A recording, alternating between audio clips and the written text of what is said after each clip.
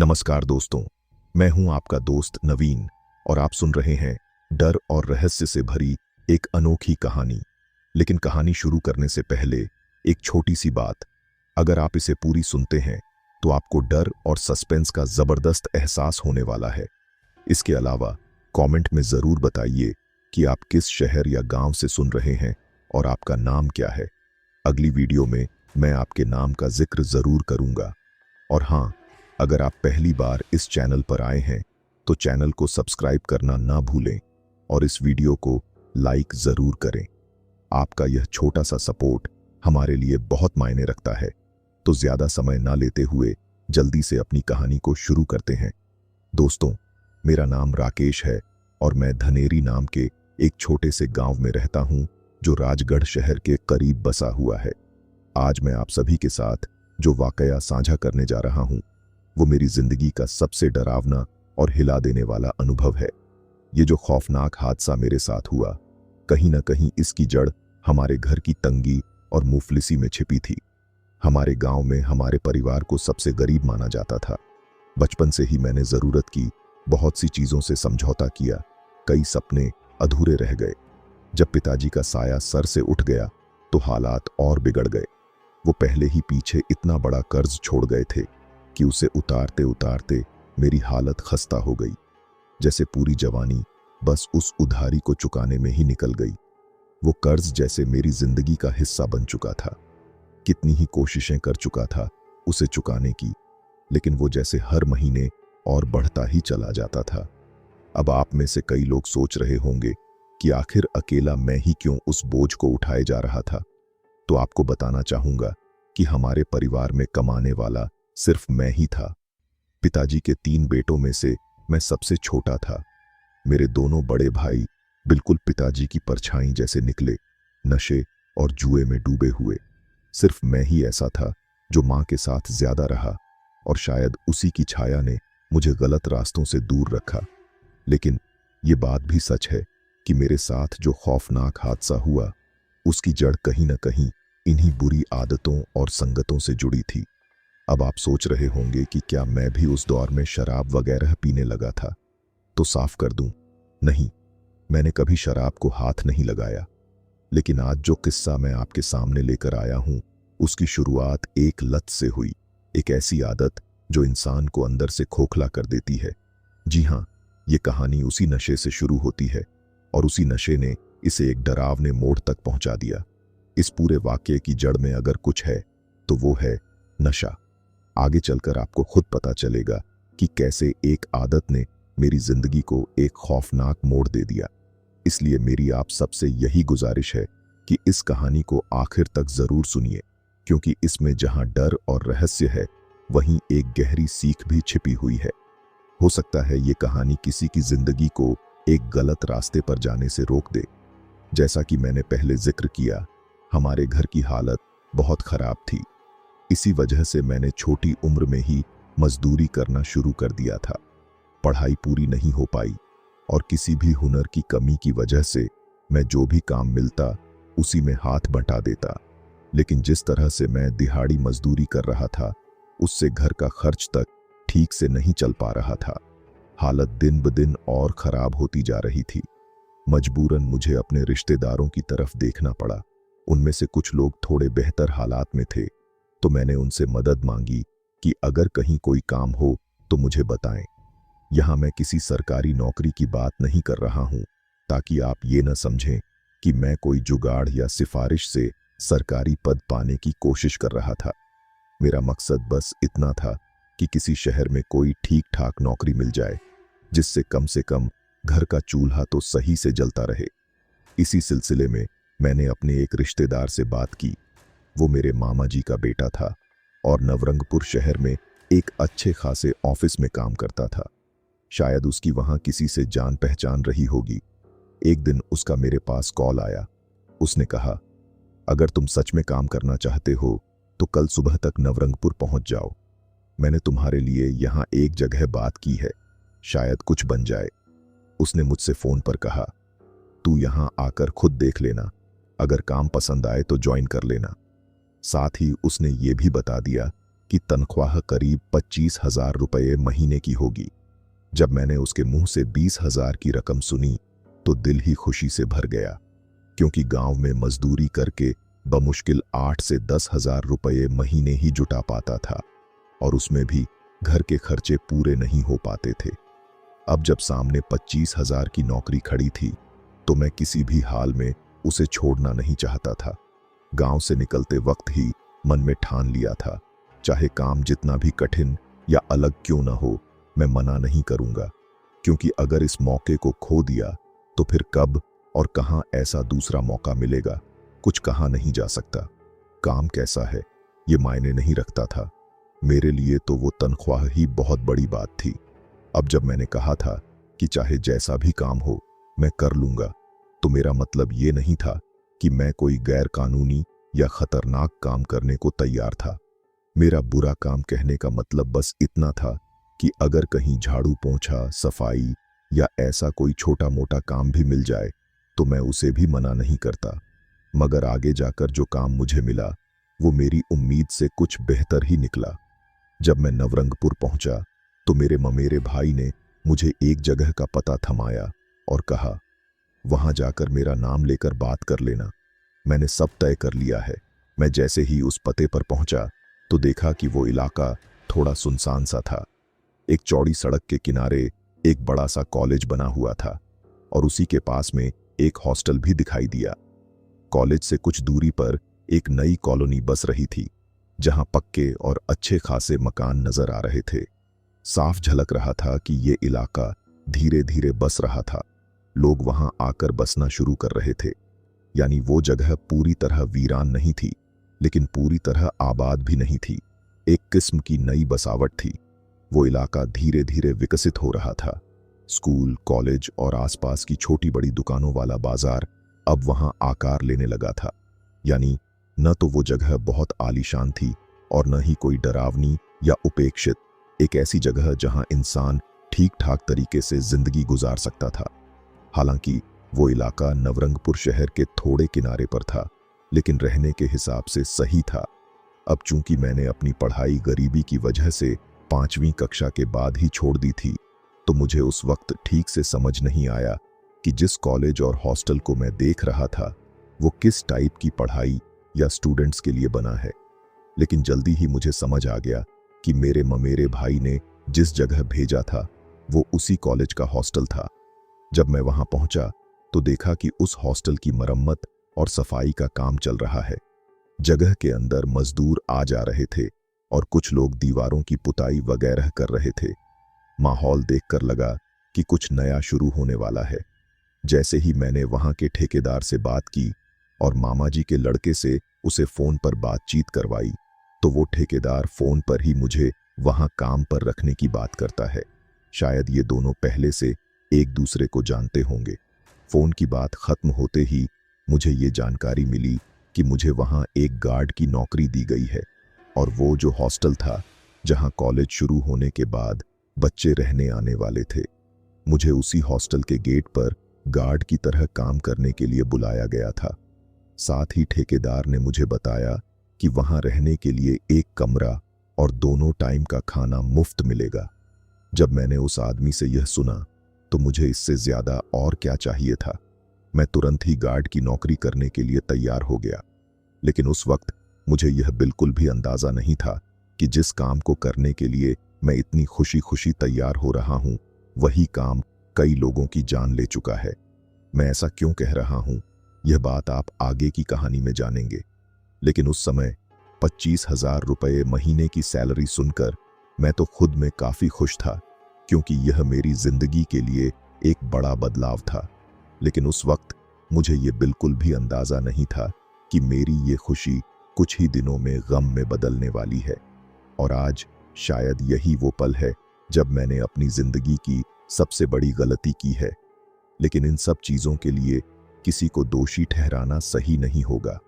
न तो मेरे मामा के बेटे को, जिसने मेरी मदद करने के लिए मुझे यहाँ पर नौकरी दिलवाई, और न ही मुझे, क्योंकि उसने भी मुझे सिर्फ अच्छा करने की सोचकर ही भेजा था। मैंने भी बस अपने परिवार के अच्छे भविष्य के लिए इस नौकरी को अपनाया था, ताकि हम सभी आराम से जीवन जी सकें। लेकिन जैसा कहते हैं, जिंदगी में कुछ हादसे ऐसे होते हैं जिन्हें टाला नहीं जा सकता, चाहे जितना भी बचने की कोशिश की जाए। और शायद कुछ ऐसा ही मेरे साथ भी होने वाला था। जिस दिन मैं वहां पहुंचा था, उस दिन तो मैंने उस व्यक्ति से बातचीत की और शाम को वापस अपने गांव लौट आया, क्योंकि उस समय मैं न तो अपना कोई सामान लेकर गया था और न ही कपड़े पहनने के लिए कुछ। इसी वजह से उस व्यक्ति ने मुझसे कहा कि तुम आज के लिए अपने घर वापस चले जाओ और 3 दिन बाद सोमवार को यहां वापस आना, क्योंकि सोमवार से कॉलेज की क्लासेस शुरू हो रही है और जब तक तुम वापस आओगे तब तक हॉस्टल का काम भी पूरा हो जाएगा। हो सकता है कुछ और बच्चे भी यहां रहने के लिए आ जाएं। मैं उस आदमी से वापस घर लौटने की अनुमति लेकर उसी दिन अपने घर लौट आया था। लेकिन जैसे ही सोमवार का दिन आया, मैंने सबसे पहले अपनी गांव से शहर जाने वाली बस पकड़ी और राजपुर पहुंच गया। वहां पहुंचने के बाद मैंने राजपुर शहर से उस हॉस्टल तक जाने के लिए एक ऑटो किराए पर लिया, जिसमें मेरा कुछ सामान रखा था, क्योंकि उसे पैदल नहीं ले जा सकता था।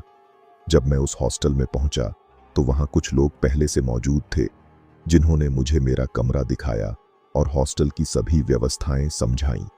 इस दौरान मुझे यह भी पता चला कि उस दिन तक लगभग 15 से 20 लड़के हॉस्टल में आ चुके थे, और इसको देखकर मुझे समझ में आ गया कि यह एक बॉयज हॉस्टल है। कहानी को आगे बेहतर तरीके से समझने के लिए आपको उस हॉस्टल की संरचना और बनावट का सही अंदाजा होना जरूरी है, क्योंकि आगे कुछ ऐसी घटनाएं घटने वाली हैं जिनके लिए इन सब बातों की जानकारी बहुत काम आने वाली है। मैं आपको यहां बताना चाहता हूं कि वह हॉस्टल कुल 3 मंजिला था, यानी अगर हम नीचे वाले ग्राउंड फ्लोर को भी गिने तो कुल 3 फ्लोर थे। मुझे उस हॉस्टल के ग्राउंड फ्लोर पर एक कमरा दिया गया था। इस हॉस्टल के आसपास कोई अन्य बिल्डिंग नहीं थी। इसके दोनों तरफ और पीछे की ओर खाली खुला मैदान था। हॉस्टल के ठीक सामने एक लंबी और चौड़ी सड़क थी, जो शायद नवरंगपुर शहर को किसी दूसरे बड़े शहर से जोड़ती थी। वह हॉस्टल और कॉलेज दोनों उसी सड़क पर स्थित थे, लेकिन कॉलेज सड़क के दूसरी ओर था, यानी वह हॉस्टल और कॉलेज एक दूसरे के सामने थे। क्योंकि मैं वहां नया था, मुझे वहां के अतीत के बारे में ज्यादा जानकारी नहीं थी। मुझे नहीं पता था कि पहले उस हॉस्टल में कौन से बच्चे रहते थे, या फिर वह हॉस्टल क्यों मरम्मत करवाने के लिए बंद पड़ा था, या ये कि वह कितने समय से खाली था। मैंने इन सवालों के बारे में किसी से भी नहीं पूछा, क्योंकि मुझे लगा कि अगर मैंने इन चीजों के बारे में ज्यादा जिज्ञासा दिखाई तो लोग गुस्से में आकर मुझे काम से निकाल सकते हैं। इस वजह से मैं बस चुपचाप जो लोग मुझसे कह रहे थे वही काम करता जा रहा था। हालांकि कहने को तो मेरे पास कोई खास काम नहीं था। मुझे बस हर समय उस हॉस्टल के गेट पर बैठकर यह सुनिश्चित करना था कि रात के 10 बजे के बाद कोई भी लड़का हॉस्टल से बाहर न जाए और 10 बजे से पहले सभी लड़के हॉस्टल के अंदर वापस आ जाएं। इसके अलावा हॉस्टल की छोटी मोटी जरूरतों का भी ध्यान रखना था, यानी अगर किसी लड़के को किसी चीज की जरूरत होती तो मुझे उसे लाकर देना होता था। हॉस्टल में पानी की व्यवस्था और रात के समय हॉस्टल की लाइट्स का ध्यान रखना भी मेरे जिम्मे था। इसी वजह से मुझे उस हॉस्टल में गार्ड की तरह काम करने के लिए रखा गया था। जब से मैंने वहां ड्यूटी शुरू की थी, तब से लेकर तब तक, जब तक वह हॉस्टल पूरी तरह से लड़कों से नहीं भर गया था, यानी जब तक सभी लड़के वहां रहने के लिए नहीं आ गए थे, तब तक मेरे साथ कुछ भी असामान्य नहीं हुआ था। लेकिन फिर एक दिन कुछ ऐसा हुआ कि उस दिन से ही मेरे साथ अजीब और डरावनी घटनाएं होने लगीं। धीरे धीरे घटनाएं और भी डरावनी होती गईं और अंत में मुझे वह गार्ड की नौकरी छोड़नी ही पड़ी। असल में जैसे ही उस कॉलेज का सेशन शुरू हुआ, वहां की क्लासेस पूरी तरह से ठीक से चलने लगीं और हॉस्टल में जो लड़के रह रहे थे वे सभी फर्स्ट टायर के स्टूडेंट थे। मतलब यह उन सभी के लिए हॉस्टल लाइफ का पहला अनुभव था। कुछ दिनों बाद जब मैंने हॉस्टल के बच्चों से बातचीत की तो मुझे पता चला कि उनमें से लगभग सभी बच्चे मेरी तरह ही गांव और देहात से थे। सिर्फ कुछ ही बच्चे ऐसे थे जिन्होंने पहले कभी स्कूल टाइम में हॉस्टल में रहकर अपनी जिंदगी का अनुभव किया था। उन बच्चों को तो हॉस्टल में रहने में कोई खास परेशानी नहीं हो रही थी, लेकिन कुछ बच्चे ऐसे थे जो रात के वक्त थोड़ा डर जाते थे। फिर मैं उन्हें समझाता और कहता कि यहाँ सभी बच्चे ही रहते हैं, तो डरने की कोई बात नहीं है। लेकिन शायद मैं जो नहीं जानता था वह यह था कि उन बच्चों ने पहले कुछ ऐसा देखा था जिसकी वजह से उन्हें हॉस्टल में रहने से थोड़ा डर लगने लगा था।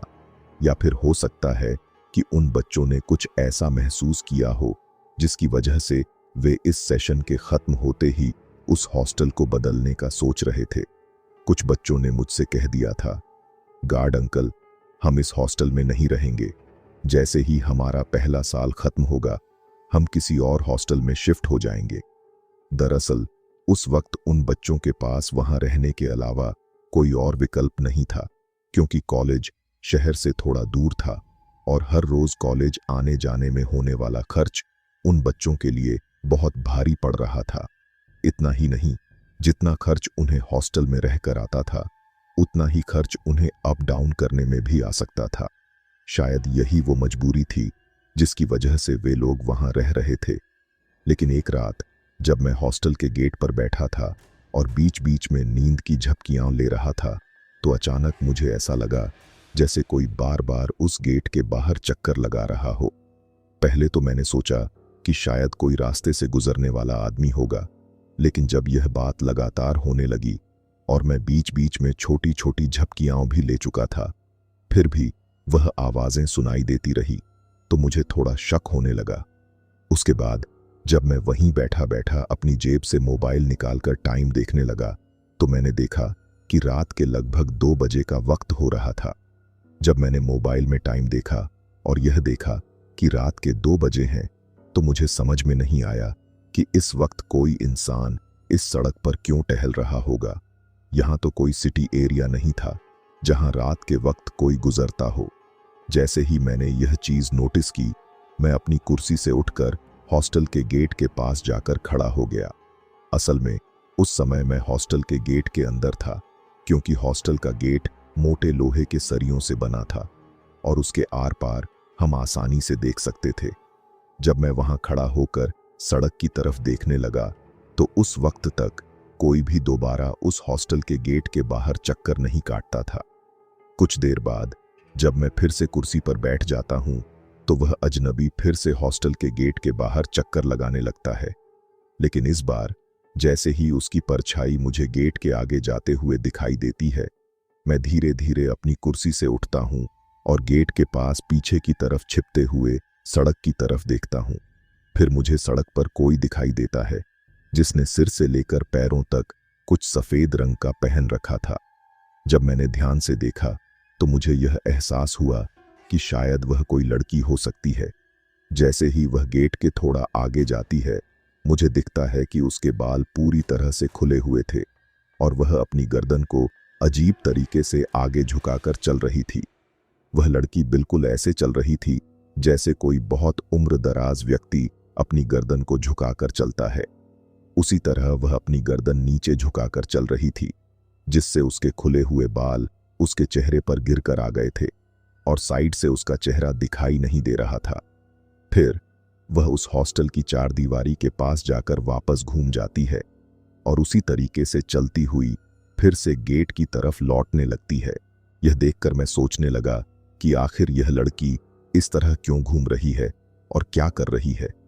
मुझे समझ में नहीं आ रहा था कि यहाँ तो आसपास कोई लड़कियों का हॉस्टल या और कुछ भी नहीं है, और अगर होता भी तो यह लड़की रात के 2 बजे के समय यहाँ इस तरीके से क्यों घूम रही होती। इस बात पर शक होने के बाद मैंने सोचा कि जैसे ही वह मेरे पास आती है और गेट के पास थोड़ी करीब होती है, तो मैं उससे पूछ लूंगा कि वह कौन है और यहाँ क्या कर रही है। लेकिन जैसे ही मैं इस बात पर सोचते हुए उसके और करीब आने का इंतजार कर रहा था, अचानक मुझे हॉस्टल के अंदर से पीछे की ओर किसी चीज के गिरने की तेज आवाज सुनाई दी। जैसे ही मुझे वह तेज आवाज सुनाई देती है, एक पल के लिए मेरा ध्यान उस लड़की से हटकर पीछे की तरफ चला जाता है। उस वक्त मुझे यह देखना था कि वह आवाज किस चीज से आई थी या फिर ऊपर से क्या गिरा था। लेकिन जैसे ही मैंने पीछे की ओर देखा और फिर वापस सामने देखा तो मुझे यह एहसास हुआ कि वह लड़की अब सड़क पर कहीं दिखाई नहीं दे रही थी। वह पूरी तरह से गायब हो चुकी थी और सड़क के दोनों ओर दूर दूर तक मुझे कोई भी नहीं दिखाई दे रहा था। यह देखकर मैं सोचने लगा, वह लड़की इतनी जल्दी कहाँ चली गई। लेकिन फिर मैं उस घटना को छोड़कर हॉस्टल की ओर दौड़ पड़ा। उस समय मेरी सबसे बड़ी जिम्मेदारी हॉस्टल की देखभाल करना था। रात के 2 बजे का वक्त था और ऊपर से किसी भारी चीज का गिरना मेरे लिए एक बड़ी चिंता का कारण बन चुका था। जब मैं दौड़ते हुए वहां पहुंचा तो मैंने देखा कि हॉस्टल की छत पर रखे छोटे छोटे पौधों के गमलों में से एक गमला नीचे गिर चुका था। मैंने सोचा शायद किसी बिल्ली या जानवर ने उस गमले को धक्का दिया होगा जिससे वह गिर गया। लेकिन उस गमले का गिरना इतना जोरदार था कि वो पूरी तरह से टूट गया था। रात के 2 बजे के आसपास जब मैंने वह गमला टूटा हुआ देखा तो सोचा कि सुबह होते ही उसे उठाकर साइड में रख दूंगा। यही सोचकर मैंने उस टूटी हुई चीज को वहीं छोड़ दिया।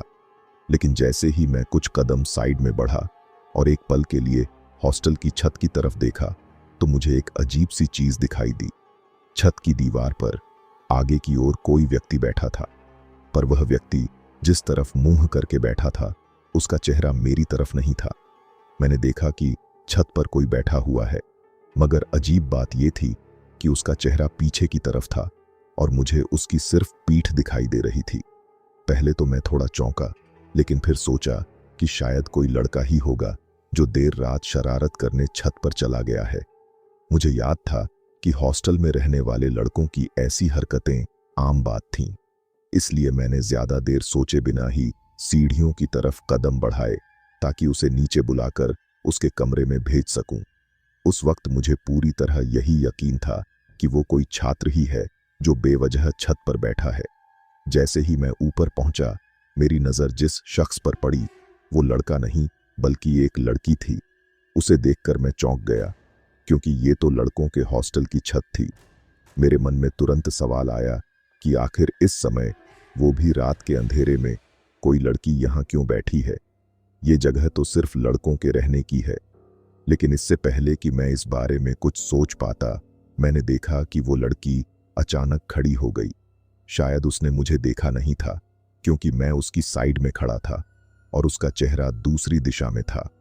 मैं जहां खड़ा था वहां से उस लड़की और मेरे बीच करीब 10 कदम का फासला था।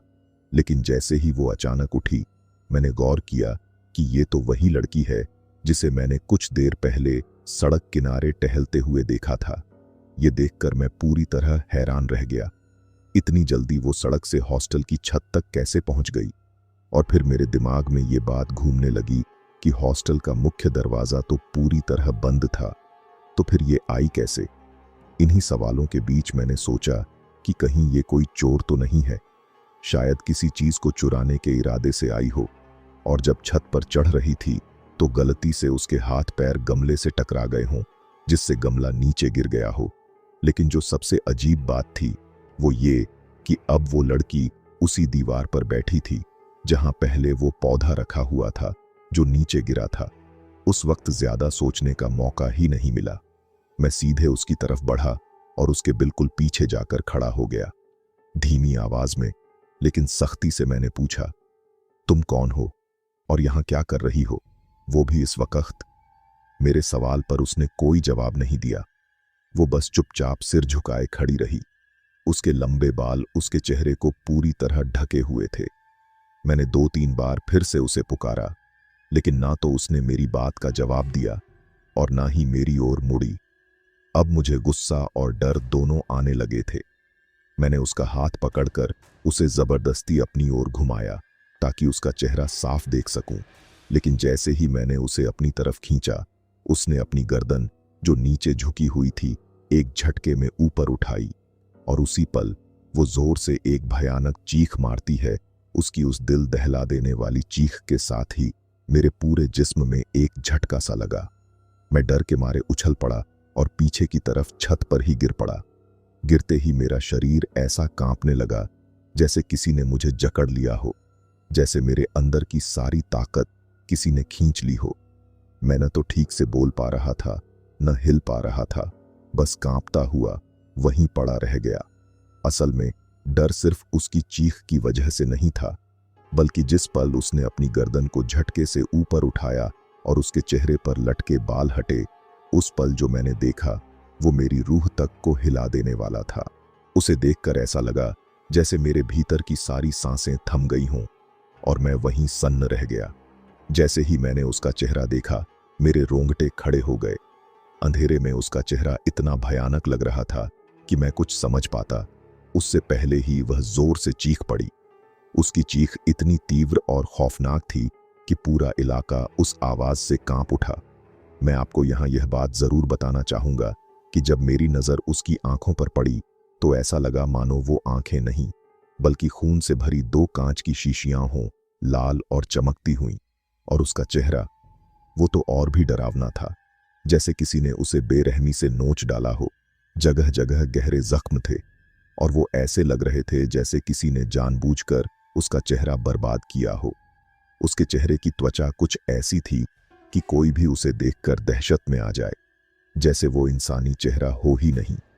उसकी चीख ने तो मेरी रूह तक हिला दी थी, लेकिन जब मैंने डर के मारे पीछे की तरफ कदम हटाए तो खुद को संभाल नहीं पाया और जमीन पर गिर पड़ा। उसकी उस भयानक शक्ल को देखकर एक पल को तो ऐसा लगा जैसे अगर मैंने उसे एक सेकंड और देख लिया तो मेरी सांस यहीं थम जाएगी। मैं घबराकर अपनी आंखें बंद कर लेता हूं, मुश्किल से 2-3 सेकंड के लिए। लेकिन जब मैंने दोबारा आंखें खोलीं तो जो देखा उसने मुझे और ज्यादा डरा दिया। वो वहां से पूरी तरह गायब हो चुकी थी। छत पर, जहां वो कुछ ही पल पहले खड़ी थी, अब सिर्फ सन्नाटा था। मैं घबराकर चारों तरफ नजरें दौड़ाता हूं, लेकिन चारों ओर खालीपन फैला हुआ था। हॉस्टल की छत अब पूरी तरह वीरान लग रही थी, मानो वहां कोई था ही नहीं। लेकिन तभी मेरी नजर सामने कुछ अजीब सी चमकती चीजों पर पड़ी। पहले तो समझ नहीं आया कि वो क्या है, लेकिन जब ध्यान से देखा तो एहसास हुआ कि वो दो आंखें हैं, मगर वो कोई आम आंखें नहीं थीं। उनमें हल्की सी पीली चमक थी जो साफ बता रही थी कि वो किसी इंसान की नहीं हो सकती। उस डरावनी रोशनी में वो आंखें किसी और ही दुनिया की लग रही थीं। मैं थोड़ा संभल कर खड़ा हुआ और उन आंखों की दिशा में गौर से देखने लगा। तभी मुझे एहसास हुआ कि वो चीज असल में एक काली बिल्ली थी जो बिना पलकें झपकाए बेहद अजीब और बेचैन करने वाले अंदाज में मेरी तरफ घूर रही थी। मैं उसे ध्यान से देख ही रहा था कि अचानक वो बिल्ली एक झटके में उछली और अंधेरे में छत पर दौड़ते हुए गायब हो गई, मानो वो कभी वहां थी ही नहीं। उस पल जब वो डरावना मंजर मेरी आंखों के सामने आया, उस लड़की का खौफनाक चेहरा, उसकी चीख और वो पूरी घटना, तो मैं बुरी तरह घबरा गया था। दिल की धड़कनें बेकाबू हो चुकी थीं। डर के मारे जैसे ही मैंने पलटकर हॉस्टल की सीढ़ियों की तरफ भागना शुरू किया, मेरी नजर अचानक हॉस्टल के पीछे दूर उस सूने मैदान की ओर चली गई। अंधेरे में मुझे एक परछाई सी दिखी और वो वही थी, वही लड़की, बिल्कुल वैसी ही जैसी मैंने कुछ ही पल पहले छत पर देखी थी। वो अब मैदान के पार दूर जाती नजर आ रही थी, जैसे कुछ हुआ ही न हो। उसे यूं जाते हुए देखकर मेरे अंदर एक बात पूरी तरह साफ हो गई। ये सब कोई वहम या भ्रम नहीं था। जो कुछ भी मैंने देखा था वो सब हकीकत थी, डरावनी लेकिन बिल्कुल सच। मेरे लिए ये समझ पाना बेहद मुश्किल था कि आखिर इतनी जल्दी कोई लड़की पहले हॉस्टल की छत पर कैसे पहुंच सकती है, फिर मेरी नजरों के सामने अचानक चीख कर गायब हो जाती है, और फिर कुछ ही पल में मुझे हॉस्टल से करीब 50 से 100 मीटर दूर अंधेरे में जाती हुई दिखती है। ये सब कुछ इतना तेज, अजीब और डरावना था कि दिमाग सुन्न पड़ गया। मैं वहीं खड़ा रह गया, उलझा हुआ कि ये सब क्या था। कोई इंसान तो ऐसी हरकत नहीं कर सकता। फिर क्या वो इंसान थी भी? इस तरह का अजीब अनुभव मेरी जिंदगी में पहली बार हुआ था, और तब मेरी उम्र करीब 29 या 30 साल रही होगी, जब मैंने पहली बार उस हॉस्टल में नाइट गार्ड की नौकरी शुरू की थी। मैं कभी सोच भी नहीं सकता था कि मेरे साथ ऐसी कोई घटना घटेगी जो मेरी सोच, मेरा यकीन सब हिलाकर रख देगी। इतने साल गांव में बिताने के बावजूद मेरी जिंदगी में कभी कोई ऐसा डरावना वाकया नहीं हुआ था, लेकिन उस रात सब कुछ बदल गया। शायद वो लड़की जो चीखी थी, उसकी आवाज इतनी तेज और डरावनी थी कि नीचे हॉस्टल में रह रहे बच्चों तक भी पहुंच गई थी। जैसे ही मैं घबराया हुआ सीढ़ियों से नीचे आया, देखा कि सारे बच्चे अपने अपने कमरों से बाहर निकल चुके थे। वो सभी हॉस्टल के बरामदे में खड़े थे और आपस में धीमी आवाज में कुछ फुसफुसा रहे थे, मानो कोई अनहोनी भांप चुके हों।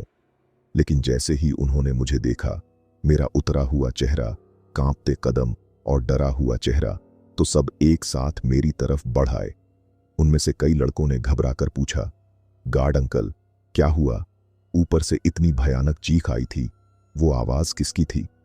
जब मैंने उन सब की बातें सुनी तो एक पल को लगा जैसे मेरे भीतर का डर बाहर आ जाएगा।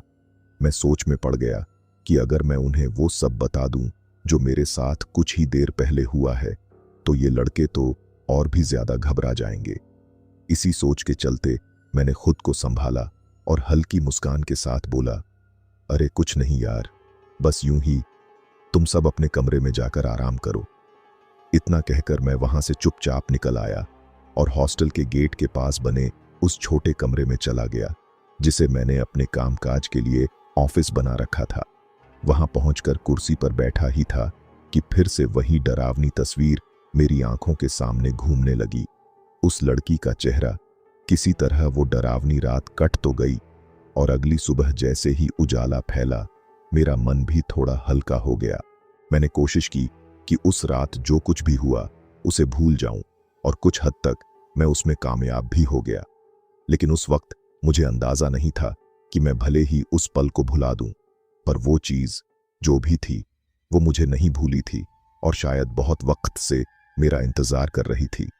अगले 2-3 दिन बिल्कुल शांत बीते। रात को भी सब कुछ सामान्य रहा, कोई अजीब हरकत नहीं हुई। मुझे लगा कि शायद अब सब ठीक है। लेकिन फिर एक रात करीब 12 बजे मैं हॉस्टल के ग्राउंड में अकेला खड़ा था। हल्की सी हवा चल रही थी, माहौल शांत था। तभी मेरी नजर अचानक हॉस्टल की सीढ़ियों पर पड़ी। एक लड़की सफेद सी परछाई सी बिना आवाज किए सीढ़ियां चढ़ रही थी, ग्राउंड फ्लोर से फर्स्ट फ्लोर की ओर। मेरा दिल एकदम सन्न रह गया। उसे सीढ़ियों पर चढ़ते देख मैं कुछ पल के लिए ठहर गया। मेरे मन में पहला ख्याल यही आया कि शायद किसी छात्र ने चोरी छिपे किसी लड़की को हॉस्टल में ले आया है, और अगर कोई लड़की इस वक्त यानी रात के 11 बजे के करीब यहां आ रही है तो मंशा क्या हो सकती है, ये मैं अच्छी तरह समझ गया था। मैं ज्यादा कुछ सोचे बिना ही दूर से खड़ा खड़ा जोर से चिल्लाया, ऐ सुनो, वहीं रुक जाओ। मेरी आवाज पूरे ग्राउंड में गूंज गई। उस वक्त तक हॉस्टल में ज्यादातर लड़के शायद अपनी पढ़ाई में लगे हुए थे, क्योंकि आधे से ज्यादा कमरों की खिड़कियों में से रोशनी बाहर आ रही थी। मैंने सोचा कि शायद किसी ने मेरी आवाज सुनी होगी, पर उस पल मेरी नजर बस उसी लड़की पर टिकी रही जो अब भी बिना किसी डर या हड़बड़ी के धीरे धीरे ऊपर बढ़ती जा रही थी। मुझे आसपास की हलचल से साफ अंदाजा हो गया था कि हॉस्टल के कई छात्र अब भी जाग रहे थे। लेकिन जैसे ही मैंने उस अजनबी लड़की को आवाज दी, मैं तेजी से सीढ़ियों की तरफ बढ़ने लगा। उस वक्त मुझे जरा भी एहसास नहीं था कि मैं किस रहस्यमयी चीज की ओर जा रहा हूं। जैसे ही मैं सीढ़ियों के पास पहुंचा, मैंने फिर से उसे पुकारा, रुको, सुनो।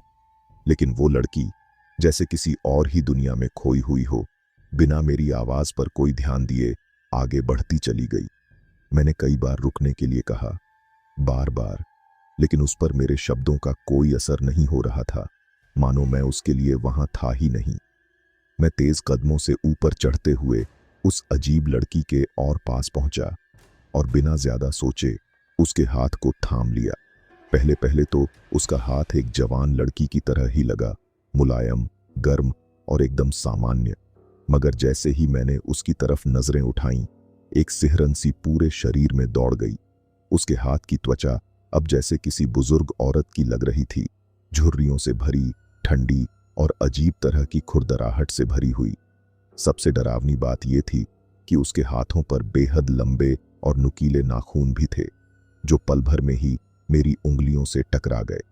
मैं सन्न रह गया, लेकिन जितना डर उसके हाथ से महसूस हुआ, उससे भी ज्यादा खौफनाक था ये देखना कि वो लड़की या जो भी वो थी मेरे हाथ पकड़ने के बाद भी जरा भी नहीं हिली। उसका चेहरा अब भी सामने की तरफ था, बिल्कुल स्थिर, जैसे उसे मेरे होने से कोई फर्क ही नहीं पड़ा हो। रात के सन्नाटे में जब मैंने देखा कि कोई परछाई सी बाहर की ओर बढ़ रही है तो मैंने झटके से उसका हाथ पकड़ लिया और सख्त लहजे में पूछा, इतनी रात को तुम यहां कहां जा रही हो? वो बिना मेरी तरफ देखे ठंडे स्वर में बोली, ये जगह मेरी है और तुम्हारे पास कोई हक नहीं कि मुझे रोक सको। उसकी बात सुनकर मैं ठिठक गया। उसकी आवाज में अजीब सी गंभीरता थी, जैसे कोई उम्रदराज औरत बोल रही हो। वो स्वर किसी नौजवान लड़की का नहीं लग रहा था। मैं अभी कुछ और कह ही पाता कि वो अचानक तेजी से मेरी ओर मुड़ी। उसकी आंखों में अजीब सी चमक थी और चेहरा गुस्से से तना हुआ। उसने तीखे लहजे में कहा, शायद तुझे मेरी बात समझ नहीं आई, ये जगह मेरी है। लेकिन जैसे ही वो मेरी तरफ पलटी, मेरी सांस थम गई। उसका चेहरा देखकर मेरे जिस्म में वही झुरझुरी दौड़ गई जैसी उस रात छत पर उस अजीब सी परछाई को देखकर हुई थी। इस बार जब मैंने उसके चेहरे को साफ देखा तो यकीन करना मुश्किल था। वो चेहरा हूबहू वही था जो उस रात पुरानी इमारत की छत पर नजर आया था। डर मेरे रग रग में समा गया। मैंने उसके हाथ को मजबूती से पकड़ रखा था, लेकिन जैसे ही उसकी शक्ल सामने आई, मेरा हाथ खुद ब खुद ढीला पड़ गया। ऐसा लगा जैसे किसी ने मेरी पकड़ को खोल दिया हो। उस पल मेरा जिस्म जैसे सुन्न पड़ गया था। हाथ पैरों ने मेरा साथ छोड़ दिया और मैं सीधे उन पत्थर की सीढ़ियों पर औंधे मुंह गिर पड़ा, जैसे किसी ने मेरे शरीर से जान ही खींच ली हो। लेकिन एक बात मैं साफ करना चाहता हूं, आज उस औरत ने वैसा सफेद चोगा नहीं पहना था जैसा उस भयानक रात को दिखा था। नहीं, आज उसने आम दिनों वाले कपड़े पहने थे, जैसे कोई सामान्य इंसान हो। पर उसका चेहरा वही डरावना चेहरा था। मैं जमीन पर गिरा हुआ था, लकवे के मरीज की तरह एकदम जड़। मेरी आंखें कुछ पल के लिए उससे हट गईं, लेकिन जैसे ही होश थोड़ा लौटा, मैंने घबराते हुए सीढ़ियों की तरफ देखा और वहां फिर वही था। सीढ़ियों के किनारे एक काली बिल्ली खड़ी थी, ठीक उसी जगह, उसी मुद्रा में। इस बार भी वो अजीब सी हरकत करते हुए अपनी गर्दन घुमाकर मुझे घूर रही थी। उसकी आंखें ऐसे चमक रही थीं जैसे सब कुछ जानती हो और बताना चाहती हो कि यह खेल अभी खत्म नहीं हुआ। जैसे ही मैंने देखा, वह काली बिल्ली कुछ पल के लिए मुझे घूरती रही और फिर अचानक ऊपरी मंजिल की ओर दौड़ती हुई चली गई।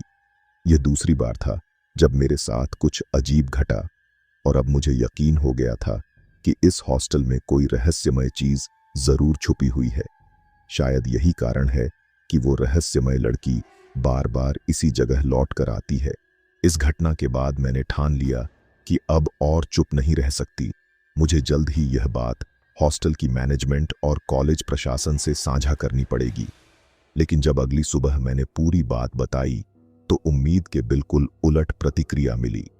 हॉस्टल की वार्डन मिसेस कपूर और कॉलेज के एक अधिकारी ने मेरी बात सुनते ही गुस्से में कहा, अगर तुम्हें यहां काम नहीं करना तो सीधे कह दो।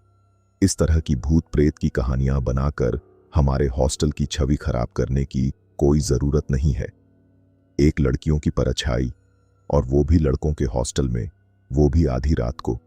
सर ने हंसते हुए मुझसे पूछा, यह हॉस्टल तो शहर से मीलों दूर बना है, जंगल के पास।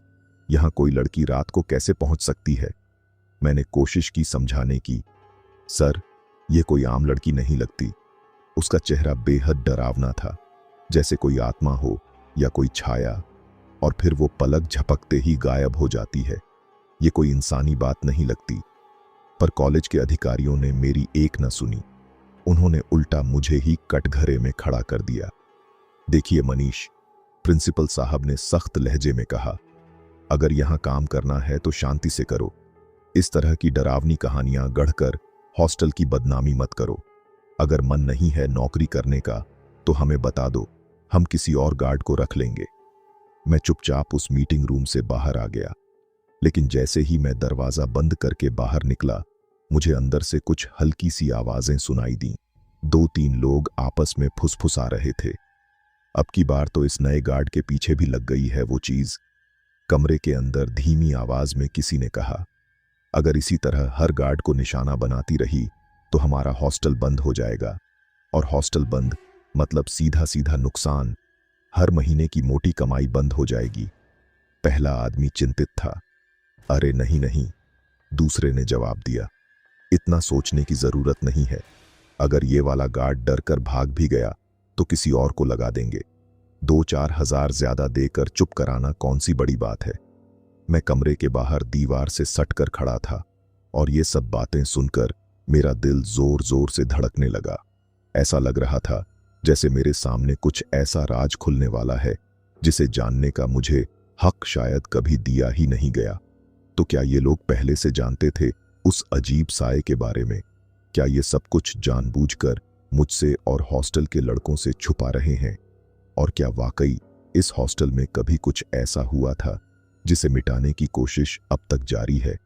ये सवाल अब मेरे जहन में लगातार घूम रहे थे। ये सारी बातें बार बार मेरे जहन में घूम रही थीं, लेकिन घर की माली हालत को सोचकर मैंने उस वक्त अपनी नौकरी छोड़ने का फैसला नहीं किया। मैं वहीं हॉस्टल में सिक्योरिटी गार्ड की ड्यूटी करता रहा। लेकिन जिस दिन मैं एक शिकायत दर्ज करवाकर वापस लौटा, उसी दिन दोपहर में हॉस्टल के कुछ छात्रों ने मुझसे अजीब बातें साझा की। उन्होंने कहा कि रात के समय अक्सर उन्हें ऐसा लगता है जैसे कोई बरामदे में लगातार चक्कर लगा रहा हो। जब वो पढ़ाई कर रहे होते हैं तो खिड़की से बाहर कोई परछाई बार बार आती जाती दिखती है। कुछ लड़कों ने तो ये तक कहा कि देर रात उन्हें ऐसा भी महसूस होता है जैसे कोई लड़की कमरे के बाहर खड़ी होकर बहुत ही अजीब तरीके से रो रही हो। जैसे ही मैंने उन बच्चों की जुबान से वो बातें सुनी तो मेरे मन में ये डर बैठ गया कि शायद जो रहस्यमय चीज पहले मुझे ही परेशान कर रही थी, अब उसका निशाना ये बच्चे भी बन चुके हैं। लेकिन जैसा कहते हैं, एक अकेला कुछ नहीं कर सकता, और सच भी यही था। मैं उस हॉस्टल में बस एक चौकीदार था। मेरी हैसियत वहां कोई बड़ी नहीं थी। अगर मेरे पास थोड़ी भी ताकत या फैसला लेने का हक होता तो शायद मैं कुछ करता, कुछ कदम उठाता। लेकिन सच्चाई ये थी कि मुझे खुद अपनी नौकरी की फिक्र थी। इसी वजह से मैंने बच्चों की बातों को हंसी में टाल दिया और उन्हें समझाया कि वो इन सब बातों पर ज्यादा ध्यान न दें, मानो ये सब महज एक मजाक हो। लेकिन फिर एक रात कुछ ऐसा हुआ जिसने पूरे हॉस्टल का माहौल हिलाकर रख दिया। आधी रात के वक्त अचानक एक कमरे से किसी बच्चे की दिल दहला देने वाली चीख सुनाई दी। उसकी आवाज इतनी तेज और डरावनी थी कि पूरे हॉस्टल में गूंज उठी। मैं भी उस आवाज से बुरी तरह चौंक गया और मेरे अलावा जितने भी लड़के हॉस्टल में रह रहे थे, करीब 90 से 100 बच्चे, सब घबरा गए और अपने अपने कमरे छोड़कर उस एक कमरे की तरफ दौड़ पड़े जहां से चीख आई थी। कुछ ही पलों में उस कमरे के बाहर एक बड़ी भीड़ जमा हो गई थी और हर चेहरा डरा हुआ था। किसी को समझ नहीं आ रहा था कि आखिर अंदर हुआ क्या है। उस कमरे के बाहर जमा भीड़ को चीरकर अंदर जाना मेरे लिए आसान नहीं था। हर कोई डर और बेचैनी में एक दूसरे को धकेल रहा था। लेकिन जैसे ही बच्चों ने मुझे देखा, गार्ड अंकल आ गए हैं, तो उन्होंने मुझे रास्ता दे दिया। जब मैं कमरे के भीतर पहुंचा तो जो नजारा देखा उसने मेरी रूह तक को हिला दिया। वो बच्चा अपने बिस्तर के कोने में इस कदर सहमा हुआ चिपका था मानो कोई अदृश्य डर उस पर हावी हो चुका हो। उसकी आंखें फटी की फटी थीं और वो बार बार किसी अनदेखी चीज से बचने की कोशिश कर रहा था, जैसे कोई उस पर झपटने आ रहा हो। मैं धीरे धीरे उसकी ओर बढ़ा, लेकिन उसने डर के मारे अपने हाथ से मुझे भी दूर रहने का इशारा किया। उसकी आवाज कांप रही थी और वो लगातार कहे जा रहा था, मेरे पास मत आओ, मुझे मत मारो, मेरी मम्मी मेरा इंतजार कर रही है, मैं अब यहां नहीं रहूंगा, मैं घर चला जाऊंगा। वो बच्चा बार बार गिड़गिड़ा रहा था, प्लीज मुझे मत छुओ, मुझे मत मारो। उसकी हालत देखकर मेरे भी पैरों तले जमीन खिसक गई थी। अब मैं आप लोगों को एक बात और साफ कर देना चाहता हूं। वो बच्चा उस कमरे में अकेला ही रहा करता था। आमतौर पर हमारे हॉस्टल के ज्यादातर कमरों में 2-2 बच्चे एक साथ रहते थे, लेकिन उसका कमरा तीसरी मंजिल पर था, जहां कुछ कमरे अभी भी खाली थे, या उनमें अकेले अकेले लड़के रह रहे थे। असल में हॉस्टल की कुल क्षमता 110 बच्चों की थी, लेकिन उस वक्त वहां मुश्किल से 90 से 100 बच्चे ही थे। इसी वजह से कुछ कमरे ऐसे भी थे जहां एक ही बच्चा ठहरा हुआ था, और वही लड़का भी उन्हीं में से एक था। जिस कमरे में वो बच्चा ठहरा हुआ था वो हॉस्टल की बिल्डिंग के सबसे अंतिम छोर पर था, एकदम कोने वाला कमरा, तीसरी मंजिल पर। और उसी रात जब ये डरावना हादसा हुआ तो मैंने फौरन फैसला लिया कि उसे वहां से हटा देना चाहिए। अगली ही सुबह मैंने उसे उस अकेले कमरे से निकालकर एक दूसरे कमरे में शिफ्ट करवा दिया, एक ऐसा कमरा जो बिल्डिंग के बीच वाले हिस्से में था, जहां पहले से एक और लड़का रह रहा था। मेरा सोचना यह था कि जब वो किसी के साथ रहेगा तो शायद उस पर इतना डर हावी नहीं होगा। लेकिन उस हादसे के बाद जब हम सभी ने उससे पूछा कि आखिर ऐसा क्या हुआ था, मेरे सवाल पर वो लड़का पहले तो थोड़ी देर चुप रहा, फिर धीरे धीरे कांपती आवाज में बोला, गार्ड अंकल, मैं रोज की तरह पढ़ाई करके जल्दी सो गया था। मुझे सोए हुए करीब 1 घंटे का वक्त हो चुका था, लेकिन तभी अचानक किसी ने मेरे कमरे का दरवाजा खटखटाया। जैसे ही मुझे खटखटाने की आवाज आई, मैंने बगल में रखी घड़ी की ओर देखा। उस वक्त रात के ठीक 2 बज रहे थे, लेकिन जब पहली बार कोई दरवाजा खटका रहा था तब टाइम करीब 1:30 था। यानी किसी ने आधे घंटे पहले भी मेरे कमरे का दरवाजा बाहर से खटखटाया था। उस वक्त घड़ी की ओर देखकर मेरे मन में बस एक ही सवाल घूम रहा था, आखिर इतनी रात को कोई मेरे दरवाजे को क्यों खटखटा रहा है। पहले तो मुझे लगा शायद मैं नींद में कोई सपना देख रहा हूं या किसी और कमरे की आवाज मेरे कानों तक आ गई हो, इसलिए मैंने उस बात को नजरअंदाज किया और वापस सोने की कोशिश करने लगा। लेकिन जैसे ही मैं दोबारा आंखें बंद करता हूं, मुश्किल से 5 या 7 सेकंड ही बीते होंगे कि फिर से वही खटखटाहट गूंजने लगी, इस बार पहले से भी ज्यादा जोर से। दरवाजा ऐसे पीटा जा रहा था जैसे कोई बेतहाशा घबराया हुआ हो या फिर बहुत गुस्से में। अब की बार ये सिर्फ एक आवाज नहीं थी, ये एक चेतावनी जैसी लगी। मैं घबरा गया, बिस्तर से उठ खड़ा हुआ और घबराए कदमों से दरवाजे की ओर बढ़ने लगा। मैं जैसे ही बिस्तर से उठा और दरवाजे की ओर बढ़ा, तभी एक बार फिर, और इस बार पहले से भी ज्यादा जोर से, किसी ने बाहर से दरवाजा पीटना शुरू कर दिया। अब वो खटखटाने जैसी आवाज नहीं थी, वो तो जैसे किसी ने अपने दोनों हाथों से दरवाजे को पीटना शुरू कर दिया हो, जैसे कोई अंदर घुसने की जिद पर अड़ा हो। नींद में बार बार परेशान होने के कारण मुझे गुस्सा आ गया। दरवाजा खोलने से पहले ही मैं चिल्लाया, अबे आ रहा हूं, इतनी खुजली क्यों हो रही है जो दरवाजा तोड़ने पर ही तुले हो। लेकिन जैसे ही मैंने दरवाजा खोला, मेरे शरीर में एक ठंडी लहर दौड़ गई। सामने वो गलियारा, जो आम दिनों में भी थोड़ा वीरान लगता था, इस वक्त पूरी तरह सूना और सन्नाटे में डूबा हुआ था। वहां कोई नहीं था, न कोई आवाज, न कोई परछाई, बस एक अजीब सी खामोशी जो मेरी हड्डियों तक उतर गई। जैसे ही मैंने देखा कि दरवाजे के बाहर कोई नहीं है, तो दिमाग में पहला ख्याल यही आया, जरूर कोई पड़ोस वाला लड़का मजाक कर रहा होगा। मैं बिना ज्यादा सोचे दरवाजा फिर से बंद करता हूं और वापस अपने बिस्तर पर जाकर लेट जाता हूं। लेकिन अभी ठीक से लेटा भी नहीं था कि फिर से वही खटखटाने की आवाज। अब की बार गुस्सा और भी ज्यादा था। मन में आया कि बाहर जाकर पकड़ ही लूं उस शरारती लड़के को जो बार बार नींद खराब कर रहा है। मैं चुपचाप दबे पांव दरवाजे की ओर गया और दरवाजे के ठीक पास जाकर खड़ा हो गया। मैं इंतजार करने लगा कि जैसे ही फिर से कोई खटखटाए, मैं झट से दरवाजा खोल दूं। और जैसे ही फिर वही खटखटाहट हुई, मैंने बिना एक पल गंवाए दरवाजे को पूरी ताकत से झटके में खोल दिया। जैसे ही मैंने दरवाजा जोर से खोला, सामने का दृश्य देखकर मेरी रूह तक कांप उठी। वो जो कुछ भी था, उसे देख मुझे ऐसा महसूस हुआ जैसे मेरी आंखें कोई बुरा सपना देख रही हों। और फिर मेरी चीख इतनी तेज निकली कि वो हर कमरे में सुनाई दे गई और हर कोई चौंक कर मेरी ओर देखने लगा। सामने वो लड़का खड़ा था, उसकी आंखों में डर और दर्द की लकीरें साफ दिख रही थीं। और जैसे ही मेरी चीख खत्म हुई, वो लड़का रोने लगा। लेकिन यह कोई छोटा बच्चा नहीं था, वो एक कॉलेज का पहला साल का छात्र था जो अपने आप में काफी परिपक्व था। जब मैंने उसे इस हालत में देखा तो समझ गया कि उसे इस वक्त इमोशनल सपोर्ट की जरूरत है। एक डर से भरे पल में वो पूरी तरह टूट चुका था और मुझे लगा कि इस वक्त मुझे उसे अकेला नहीं छोड़ना चाहिए।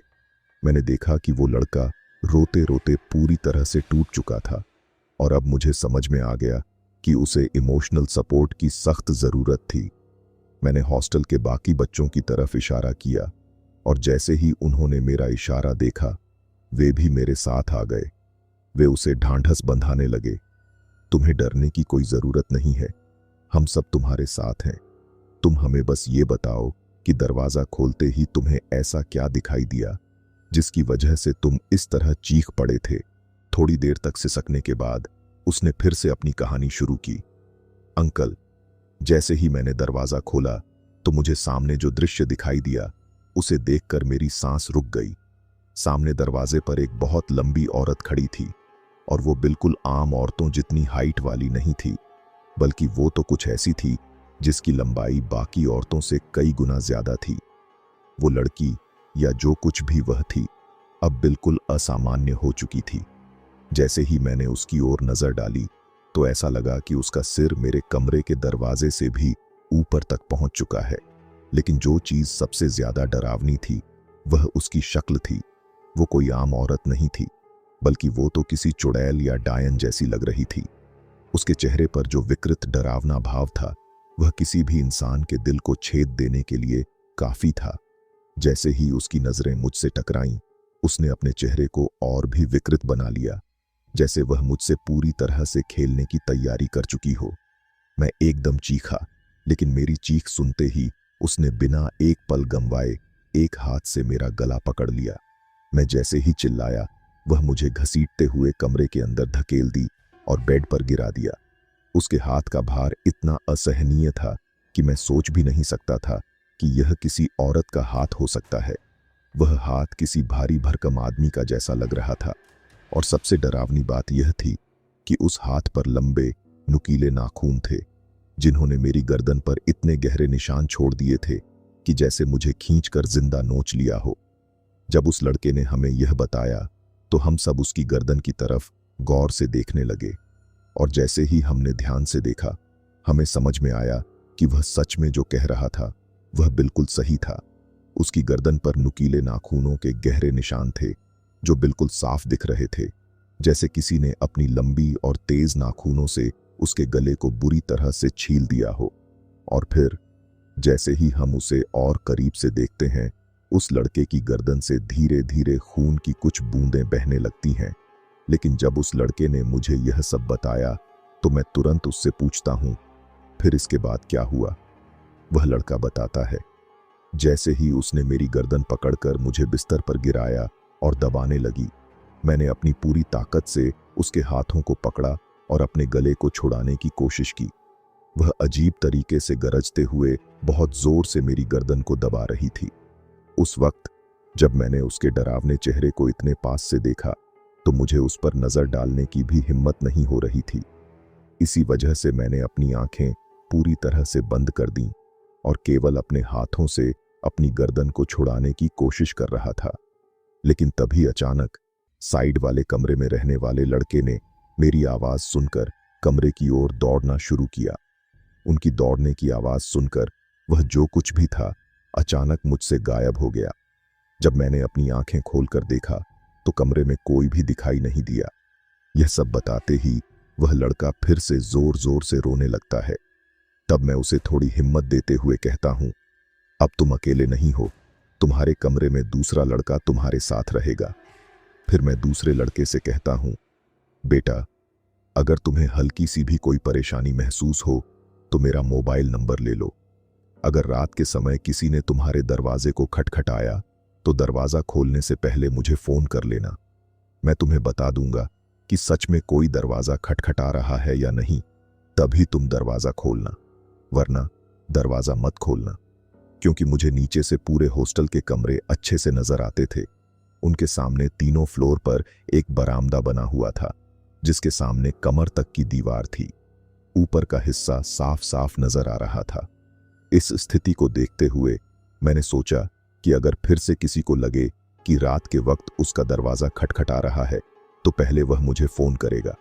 जब वह मुझे अपने कमरे का नंबर और साइड बताएगा तब मैं नीचे से जाकर देखूंगा और उसे बताऊंगा कि सच में कोई वहां है या नहीं। तभी वह दरवाज़ा खोलेगा। ये सोचकर मैंने हॉस्टल के सभी बच्चों को अपना फ़ोन नंबर दे दिया था। हालांकि कुछ बच्चे ऐसे भी थे जिनके पास फ़ोन नहीं था। अपने घर वालों से बात करने के लिए वह लोग अक्सर मेरा फ़ोन इस्तेमाल करते थे। ऐसे में उनके लिए यह थोड़ा मुश्किल होने वाला था। फिर उन बच्चों से यह बात कहकर और दूसरे लड़के को कमरे में सुलाकर मैं नीचे आ गया। बाकी के सभी लड़के भी अपने अपने कमरों में लौट गए। करीब रात के 2:30 बजे जब मैं वापस लौटा तो हॉस्टल के बाहर स्थित गेट के पास, जहां मेरा ऑफिस और मेरा कमरा था, वहां आकर मैंने अपने कमरे का दरवाज़ा बंद कर लिया। अब मुझे थोड़ा डर महसूस होने लगा था, इसलिए मैंने खिड़की को भी अच्छे से बंद कर दिया। यहाँ मैं आपको उस हॉस्टल के बारे में थोड़ा और समझाता हूँ ताकि आप समझ सकें कि मेरा कमरा कहाँ था। दरअसल मेरा कमरा उस हॉस्टल के ठीक सामने था और बड़ा सा गेट उसके पास ही था, जबकि मेरा कमरा अंदर की तरफ था। उस कमरे की एक खिड़की थी जो ठीक हॉस्टल के गेट के पास पड़ती थी। आमतौर पर मैं दिन में धूप और बारिश से बचने के लिए उसी के पास बैठा रहता था और ज्यादातर वक्त तो बाहर कुर्सी डालकर गेट के करीब ही बैठा नजर आता था। मगर उस रात जो कुछ हुआ उसके बाद मैं घबरा गया। मैंने कमरे का दरवाज़ा अंदर से बंद कर लिया, खिड़की भी पूरी तरह बंद कर दी और सीधे जाकर कमरे के कोने में अपने बिस्तर पर लेट गया। लेटे हुए मुझे ज्यादा समय नहीं हुआ था, मुश्किल से 5 से 10 मिनट ही बीते होंगे, लेकिन उस थोड़े से वक्त में भी मेरे जहन में वही बातें घूम रही थीं जो उस लड़के ने मुझे सुनाई थीं। हर पल वही डरावने लम्हे दोबारा याद आने लगे थे। इन्हीं डरावनी बातों में डूबा हुआ मैं उस समय अपनी जिंदगी की उन्हीं भयानक घटनाओं को भी याद कर रहा था जो मेरे साथ पहले घट चुकी थीं। दिमाग में जैसे हलचल सी मची हुई थी और उसी बेचैनी के बीच अचानक मुझे मेरे कमरे के दरवाजे पर दस्तक की आवाज सुनाई दी, यानी कोई बाहर से दरवाजा खटखटा रहा था। जैसे ही वो आवाज कानों में पड़ी तो ऐसा लगा जैसे मेरा कलेजा 4 टुकड़ों में बंट गया हो। डर के मारे सांसें थमने लगीं। 2 हिस्सों को तो किसी तरह संभाल लिया, खुद को शांत करने की कोशिश की, लेकिन इससे पहले कि मैं खुद को पूरी तरह काबू में लाता, दरवाजे पर फिर से वही खटखटाहट सुनाई दी। इस बार जैसे ही दरवाजे पर फिर से दस्तक हुई तो मुझे यकीन हो गया कि जो भी वह अजीब सी मौजूदगी थी अब वह मेरे कमरे के बिल्कुल बाहर खड़ी है। हर खटखटाहट के साथ मेरी धड़कनें तेज होती जा रही थीं और घबराहट इतनी बढ़ गई थी कि पूरे बदन पर पसीना बहने लगा था। उस घड़ी मैं बुरी तरह उलझ गया था, समझ ही नहीं पा रहा था कि मुझे दरवाजा खोलना चाहिए या नहीं। मन ही मन यह सवाल बार बार उभर रहा था, अगर मैंने दरवाजा खोला तो क्या होगा। याद आया कि मैंने हॉस्टल के बच्चों को सख्त हिदायत दी थी, अगर कोई भी अजनबी तुम्हारे कमरे का दरवाजा खटखटाए तो तुरंत मुझे कॉल करना। अब मुझे बिल्कुल समझ नहीं आ रहा था कि आखिर मैं किसे कॉल करूं। जो भी व्यक्ति बाहर दरवाजा खटखटा रहा था अब उसने खटखटाने के बजाय जोर जोर से पीटना शुरू कर दिया था, ठीक उसी तरह जैसा उस बच्चे ने मुझे पहले बताया था। लगातार 5 से 10 मिनट तक जब मैंने दरवाजा नहीं खोला तो अचानक वो आवाजें बंद हो गईं। एक पल के लिए सब कुछ शांत हो गया, लेकिन फिर उस सन्नाटे को चीरते हुए मेरी नजर उस कमरे की उस खिड़की पर पड़ी जो गेट के पास बनी हुई थी। उस खिड़की की ओर से मुझे एक लड़की के रुक रुक कर रोने की अजीब सी आवाज सुनाई देने लगी। ऐसा लग रहा था जैसे कोई ठीक मेरी खिड़की के पास खड़ा होकर रो रहा हो। जैसे ही ये सिसकियां मेरे कानों में पड़ी, मेरा ध्यान खिड़की की तरफ गया। खिड़की कांच की बनी थी और उसमें मुझे साफ साफ किसी की परछाई दिख रही थी। वो किसी की मौजूदगी का इशारा कर रही थी और जैसे ही मैंने वो परछाई देखी मेरे अंदर एक सिहरन दौड़ गई। मुझे अब पूरा यकीन हो चुका था, ये वही है जो उस लड़के के कमरे में भी दिखाई दी थी। शायद अब वो मेरे पास इसलिए आई थी ताकि मुझ पर हमला कर सके या फिर मुझे अपना शिकार बना सके। उस रात जो कुछ भी हो रहा था वो सब यूं ही चलता रहा। सुबह के करीब 4 बजे तक हर 10 से 15 मिनट में वो रहस्यमयी शख्स मेरे कमरे के दरवाजे को खटखटाता रहा, और जब मैं दरवाज़ा नहीं खोलता तो फिर वो वहीं से हटकर खिड़की के पास चला जाता। वो खिड़की के एकदम बगल में खड़ा होकर अजीब तरीके से सिसकियों में रोने लगता। जो सिसकियों की आवाज़ आ रही थी वो किसी मर्द की नहीं बल्कि किसी औरत या शायद किसी लड़की की लग रही थी, मगर उस रोने में एक अजीब खौफनाक डर समाया हुआ था। उस पल मैं ये बात साफ समझ चुका था कि वो वही है और एक बार फिर लौट आई है। मगर जो बात सबसे ज्यादा डराने वाली थी वो ये कि उसने सिर्फ रात में ही नहीं बल्कि सुबह होने तक भी मेरा पीछा नहीं छोड़ा। रात के करीब 2:30 बजे से लेकर सुबह 4 बजे तक वो लगातार मेरे कमरे के बाहर मौजूद रही। कभी दरवाज़ा खटखटाती तो कभी खिड़की के पास खड़ी होकर एक अलग ही किस्म की भयानक सिहरन पैदा कर देने वाली आवाज में रोती रहती। लेकिन जैसे ही सुबह के 4 बजे घड़ी की सुइयों ने वह वक्त छुआ, सब कुछ अचानक शांत हो गया। एकदम सन्नाटा, जैसे जो कुछ भी था वो अब चला गया हो। मुझे तब एहसास हुआ कि शायद अब ब्रह्म मुहूर्त शुरू हो चुका है और उस रहस्यमयी ताकत का असर खत्म हो गया है। पर फिर भी दरवाज़ा खोलने की हिम्मत मुझ में नहीं थी। दिल में एक अजीब सा डर था, कहीं ये कोई धोखा ना हो, कोई चाल ना हो। मैं अपने कमरे के अंदर ही दुबका रहा। फिर सुबह 5 बजे के करीब जब हॉस्टल के बाकी छात्रों की आवाज़ें मैदान से आने लगीं, किसी के हंसने, किसी के जॉगिंग करते कदमों की, तब जाकर मैंने हौले से दरवाज़ा खोला। मगर उस वक्त मेरे मन में सिर्फ एक ही ख्याल था, क्या मैं हर रात इस डर का सामना कर पाऊंगा? नहीं, अब और नहीं। मुझे इसका कोई हल निकालना ही होगा। लेकिन उस समय मुझे बिल्कुल भी अंदाजा नहीं था कि मुझसे पहले भी कई लोग उस डरावनी चीज से छुटकारा पाने की कोशिश कर चुके होंगे, और शायद उन्हीं कोशिशों में वे खुद भी उसकी चपेट में आ गए। जैसे ही उस रात की सुबह हुई, दिन भर का माहौल, बच्चों से बातें, हॉस्टल के कामकाज में व्यस्तता, सब कुछ मुझे थोड़ी देर के लिए उस अनुभव से दूर ले गया। ऐसा लगने लगा जैसे कुछ हुआ ही नहीं हो। लेकिन जैसे ही सूरज ढलने लगा और शाम की परछाइयां कमरे में उतरने लगीं, वही डर, वही यादें वापस लौटने लगीं। सब कुछ जैसे फिर से ताज़ा हो गया। एक एक पल दिमाग में घूमने लगा। खुद को थोड़ा सामान्य महसूस कराने के लिए मैंने हॉस्टल के सभी बच्चों से कहा, तुम लोग हमेशा पढ़ाई में लगे रहते हो, क्यों ना आज रात हम सब मैदान में कुछ खेलें।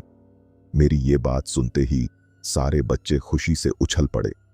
उनके चेहरे पर जो मुस्कान थी उसने मेरे दिल से थोड़ी देर के लिए डर को दूर कर दिया। उस रात मैंने हॉस्टल के ग्राउंड में कुछ एक्स्ट्रा लाइट्स लगवा दी ताकि माहौल थोड़ा रोशन और खुशनुमा हो जाए। करीब रात के 9 बजे हम सब ने खेलना शुरू किया। हंसी मजाक, शोर, मस्ती, सब कुछ माहौल को हल्का कर रहा था। कब रात के 11 बज गए पता ही नहीं चला। लेकिन बच्चे तो जैसे रुकने का नाम ही नहीं ले रहे थे। वो मुझसे कहने लगे, सर हम थके नहीं हैं, थोड़ी देर और खेलते हैं। उनकी मासूम जिद के आगे मैं फिर मुस्कुरा पड़ा और उनके साथ खेलने लगा। हम सब में से कुछ वॉलीबॉल खेल रहे थे तो कुछ अन्य खेलों में व्यस्त थे। हॉस्टल के बच्चे अपनी अपनी टीम बनाकर खेल में डूबे हुए थे। उस वक्त बच्चों के साथ ग्राउंड में खेलते हुए मुझे भी डर का एहसास नहीं हो रहा था। सब कुछ सामान्य और मस्त लग रहा था। लेकिन तभी एक विचार मेरे मन में आया, कब तक मैं इन बच्चों को ऐसे ही खिलाता रहूंगा? आखिरकार हम पूरी रात तो खेल नहीं सकते थे। तो मैंने बच्चों से कहा, ठीक है, अब खेल का समय खत्म हो गया है, अब सभी लोग अपने अपने कमरे में जाकर सो जाओ। जैसे ही मैंने ये कहा, सभी बच्चे खेलना बंद कर देते हैं। वे अपने अपने कमरों की तरफ जाने ही वाले थे कि अचानक हॉस्टल के अंदर से एक लड़की की चीखने की तेज आवाज गूंजने लगी। वह चीख इतनी जोरदार थी कि सुनते ही मेरे साथ साथ हॉस्टल में मौजूद सभी लड़के भी घबरा गए। हमने सब एक साथ सुनी और फिर तुरंत अपनी नजरें हॉस्टल की बिल्डिंग की तरफ घुमा दी। हमने ध्यान से सुना और पाया कि वह चीख सबसे ऊपर वाली मंजिल से आ रही थी। यह सुनकर मैंने और लड़कों ने फैसला किया कि हम सबसे ऊपर की मंजिल पर जाएंगे। जैसे ही हम ऊपर पहुंचे, फिर से वही चीख सुनाई दी। लेकिन इस बार वह चीख उस मंजिल से नहीं बल्कि एक फ्लोर नीचे बीच वाली मंजिल से आ रही थी। हमने एक दूसरे को देखा और बिना वक्त गंवाए सीढ़ियों से नीचे उतरते हुए उस फ्लोर की ओर बढ़े। जब हम वहां पहुंचे तो एक खौफनाक दृश्य सामने आया। उस वक्त उसी कमरे के बाहर एक लड़की जोर जोर से चीख रही थी, जिसके बारे में हम पहले सुन चुके थे। यह वही कमरा था जहां उस लड़के के साथ हादसा हुआ था, जिसे बाद में मैंने किसी और लड़के के कमरे में शिफ्ट कर दिया था। वो वही कॉर्नर वाला कमरा था और उसी के बाहर वह लड़की खड़ी खड़ी चीख रही थी। मगर उस पल मुझे लगा कि अगर मैंने इस डरावनी सीन को देखकर घबराहट दिखाई तो इन बच्चों का क्या हाल होगा। अगर इन्हें भी मैंने डरते हुए देखा तो वो सोचेंगे, क्या गार्ड अंकल भी डरपोक हैं। हालांकि मुझे अच्छी तरह से पता था कि वह जो चीज थी वह बेहद भयानक और खौफनाक थी। फिर भी उस पल मैंने खुद को थोड़ा बहादुरी दिखाने की कोशिश की। मैंने थोड़ा आगे बढ़ते हुए उस लड़की से लगभग 5 से 7 कदम की दूरी पर जाकर उससे पूछा, तू कौन है और बार बार यहाँ क्यों आ रही है। इस वक्त मैं और वो लड़की के बीच में लगभग इतना फासला था क्योंकि मैं पहले ही हॉस्टल के लड़कों के साथ खड़ा था जो कि मेरे पीछे थे, और मैंने उसी जगह से लड़की से यह सवाल किया। उस वक्त वो लड़की हमारे सामने पीठ करके खड़ी थी और हमें सिर्फ उसकी पीठ ही दिखाई दे रही थी। लेकिन जैसे ही मैंने उसे यह सवाल पूछा, वह अजीब तरीके से अपनी जगह से पलटी और पलटते ही उसके चेहरे पर एक खौफनाक मुस्कान आ गई। एक ऐसी मुस्कान जो किसी कातिलाना भावना से भरी हुई लग रही थी। उसके चेहरे को देखकर मेरे पीछे खड़े हुए बच्चे डर के मारे एक दूसरे में समाने लगे थे। लेकिन फिर अचानक उस लड़की ने जोर से चीख मारी। उसकी वह चीख इतनी तीव्र और डरावनी थी कि सुनते ही सारे हॉस्टल के बच्चे बिखर कर इधर उधर भागने लगे। वे सभी जल्दी जल्दी कमरे में घुसने लगे और दरवाजे बंद कर लिए। जो भी कमरे की तरफ दौड़ सकता था वह उसी में घुसा। एक के बाद एक बच्चे जितने भी कमरे में घुस सकते थे भागकर अंदर चले गए। तब मैं भी डर के मारे एक कमरे में घुसकर दरवाजा बंद कर लिया। लेकिन अफसोस, जिस कमरे में मैं घुसा था वहां मेरे साथ कोई और बच्चा नहीं था। और मेरी दूसरी सबसे बड़ी बदकिस्मती यह थी कि उस कमरे में कोई कुंडी नहीं थी, यानी अंदर से दरवाजा बंद करने की कोई चाबी नहीं थी। वो कमरा पहले से खाली पड़ा हुआ था। जैसा कि मैंने पहले बताया था, हॉस्टल में लगभग 90 से 100 बच्चे थे, जिनमें से कुछ बच्चे अकेले रहते थे, लेकिन कई कमरे ऐसे भी थे जो बिल्कुल खाली थे। जिस कमरे में मैं उस वक्त था वह भी खाली ही पड़ा था। शायद यही कारण था कि वह कमरे का दरवाजा अंदर से लॉक करने के लिए कोई कुंडी नहीं थी। यह देखते ही मेरे दिल में एक डर की लहर दौड़ जाती है। अब क्या करूं? क्या मैं इसी कमरे में दुबक कर बैठा रहूं या फिर दरवाजा खोलकर किसी और कमरे में भाग जाऊं? लेकिन फिर मुझे एहसास हुआ कि अब तक बाकी कमरे के दरवाजे अंदर से बंद हो चुके होंगे और मेरे पास किसी भी दूसरे कमरे में जाने का कोई रास्ता नहीं था। वह पल जब मैं अपनी सोच में गुम था, अचानक से वह डरावनी लड़की मेरे कमरे में घुस आई। उसने कमरे का दरवाजा इतनी जोर से धक्का दिया कि वह पूरी तरह खुल गया। जैसे ही वह अंदर आई, उसका भयावह रूप देखकर मुझे ऐसा लगा जैसे मेरे हाथ पैर ठंड से जड़ हो गए हों, मानो मैं बर्फीली वादियों में बिना कपड़ों के खड़ा हो और ठंड के मारे कांप रहा हो। वही हाल मेरे साथ हुआ। उसके सामने खड़ा होते ही मैं कांपने लगा और मेरी स्थिति ठीक वैसे ही हो गई जैसे कोई बर्फीली हवा में अपने प्राणों की सलामती के लिए संघर्ष कर रहा हो। लेकिन तभी उसने बिल्कुल उसी लड़के की तरह मुझ पर हमला कर दिया। जैसे ही वह मेरे पास आई, उसने मेरे गले को अपनी मजबूत हाथों से कसकर पकड़ लिया। उसने अजीब तरीके से गुर्राते हुए मुझे बुरी तरह नीचे फर्श पर गिरा दिया और फिर मेरे गले को दबाने लगी। उसकी पकड़ इतनी मजबूत थी कि मैं सांस भी नहीं ले पा रहा था। जैसे ही उसने यह किया, मेरी चीख निकल पड़ी। मैं अपनी पूरी ताकत से अपने गले को छुड़ाने की कोशिश कर रहा था और जितनी भी आवाज मुझसे निकल रही थी उतनी ही जोर से मदद के लिए आवाजें लगाता जा रहा था। बचाओ, बचाओ। शायद वह आवाज बगल के कमरों में छुपे हुए बच्चों ने भी सुनी। और फिर, जैसा कि कहते हैं, बच्चे भगवान का रूप होते हैं, शायद उसी दिन उन्हीं बच्चों की वजह से मेरी जान बची। जैसे ही मैंने चीख मारी, बगल के कमरों से सारे बच्चे हिम्मत करके बाहर आए और फिर एक साथ जोर जोर से हनुमान चालीसा पढ़ने लगे। तभी उनमें से एक लड़का, जो थोड़ी बड़ी उम्र का था, हिम्मत जुटाकर कमरे में घुसा। उसने फौरन उस कमरे के अंदर पड़ी हुई लोहे की एक भारी चेयर को उठाया और पूरी ताकत से चुड़ैल के सिर पर दे मारा। जैसे ही चेयर का हमला उसके सिर पर हुआ, वह अचानक से एक औरत के रूप में नहीं, बल्कि एक काली बिल्ली के रूप में बदल गई। वह बिल्ली कुछ देर तक कमरे में अजीब तरीके से झटपट भागती रही। फिर उन बच्चों के बीच से होते हुए वह लड़की उस हॉस्टल से भागने में सफल हो जाती है। जैसे ही यह घटना घटित होती है, मेरी तरह ही वह हॉस्टल के बाकी सभी बच्चे भी हॉस्टल को छोड़ने के लिए तैयार हो जाते हैं। अगले दिन सुबह मैं अपनी नौकरी छोड़ देता हूं और वही बच्चों का ग्रुप भी वह हॉस्टल छोड़ देता है। जब एक साथ सभी लोग हॉस्टल खाली करने लगते हैं, तब कॉलेज प्रशासन को यह महसूस होता है कि समस्या वाकई गंभीर है। हालांकि शायद उन्हें पहले ही यह बात समझ आ चुकी थी। जब मैंने वह नौकरी छोड़ दी और आसपास के लोगों को यह बात पता चली कि सभी बच्चे एक साथ हॉस्टल छोड़ रहे हैं और यह कि वहां कोई डरावना हादसा हुआ है, तो उन्होंने मुझे बताया कि ऐसा पहली बार नहीं हो रहा था। इससे पहले भी 4 से 5 बार यह हॉस्टल पूरी तरह से खाली हो चुका था। आसपास रहने वाले लोगों का कहना था कि उस हॉस्टल में एक महिला की आत्मा भटकती है। जब मैंने उनसे इस बारे में और जानने की कोशिश की कि वह महिला की आत्मा वहां क्यों भटकती है, तो मुझे पता चला कि पहले उस हॉस्टल में लड़के के बजाय लड़कियों रहती थी। मतलब वह पहले एक गर्ल्स हॉस्टल था, लेकिन वहां कुछ ऐसा हुआ जिससे वह हॉस्टल पूरी तरह से खाली हो गया। उसके बाद कोई भी लड़की वहां रहने के लिए राजी नहीं हुई।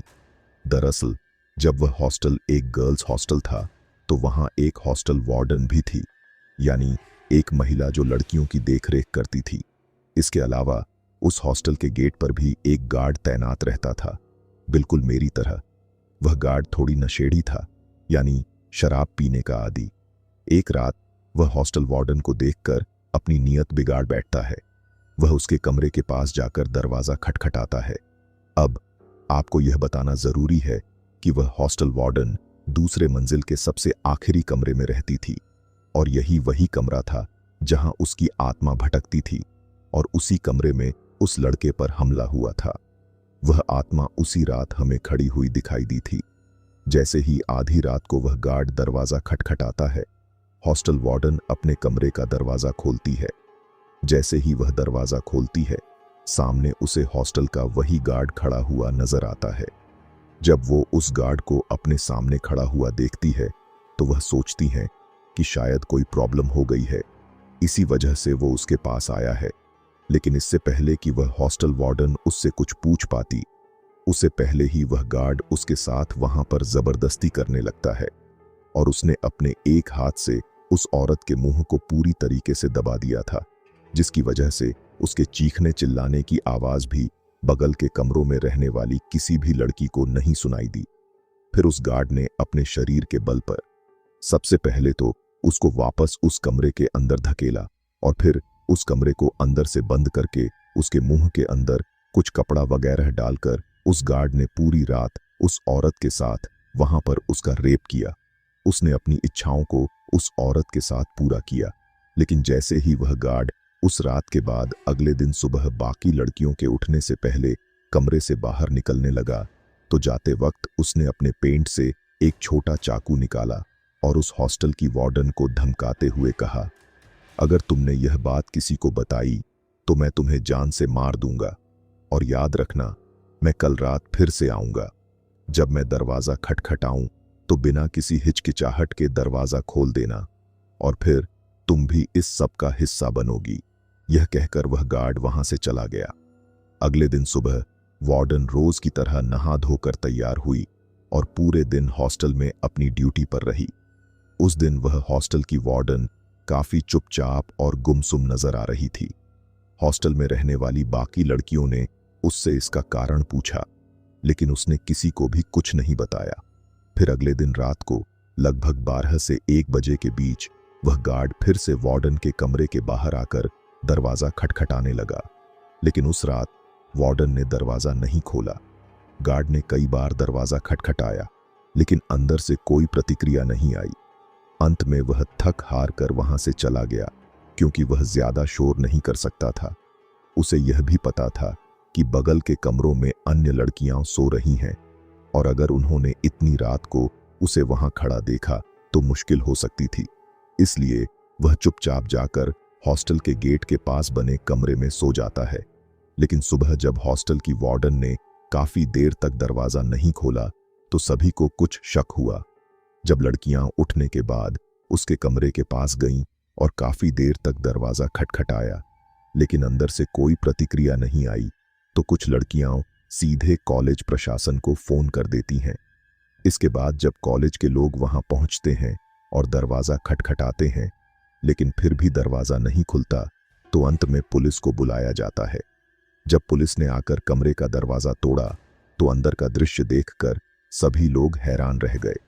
जैसे ही दरवाजा टूटा, सभी को यह दिखाई दिया कि हॉस्टल की वार्डन कमरे में पंखे से लटकी हुई थी, लेकिन उसकी कमर पर एक कपड़ा बंधा हुआ था और उस कपड़े के अंदर एक बड़ा सा कागज फंसा हुआ था, जो दूर से ही सभी को दिखाई दे रहा था।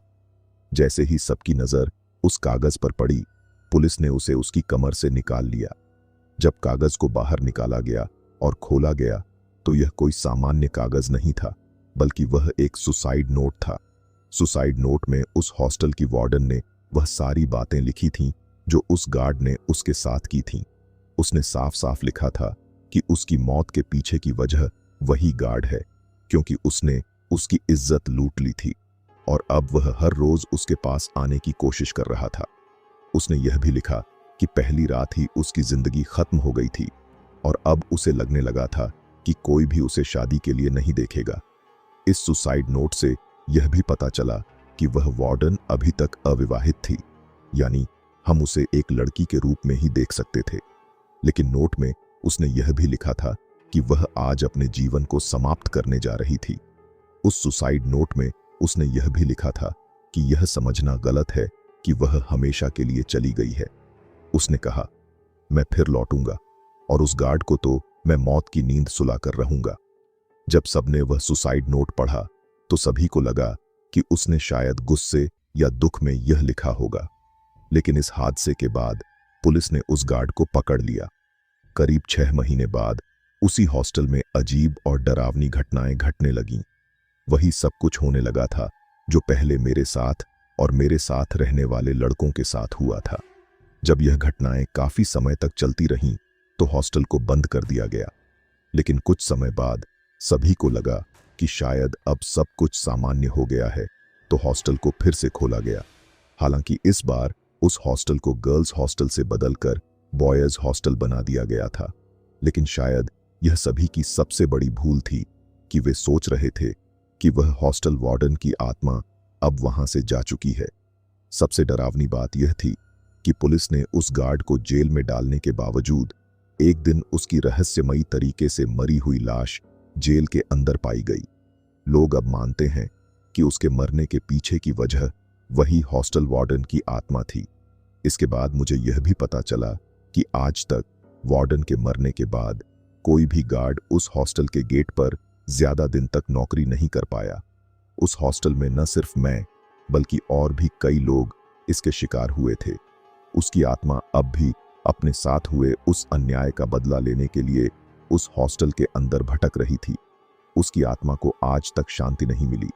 लेकिन उस रात के बाद मैंने भोपाल और उस हॉस्टल को हमेशा के लिए छोड़ दिया। अब मैं अपने गांव में रहकर खेती बाड़ी करता हूं और थोड़े पैसों में ही अपना गुजारा करके खुश हूं, क्योंकि मुझे लगता है कि ज्यादा पैसों की लालच में जीने से अच्छा है कि कम पैसों में शांति से जिया जाए। तो दोस्तों, आपको हमारी यह कहानी कैसी लगी? अगर आप ऐसी और दिलचस्प कहानियां सुनना चाहते हैं तो हमारे चैनल को सब्सक्राइब करना बिल्कुल न भूलें।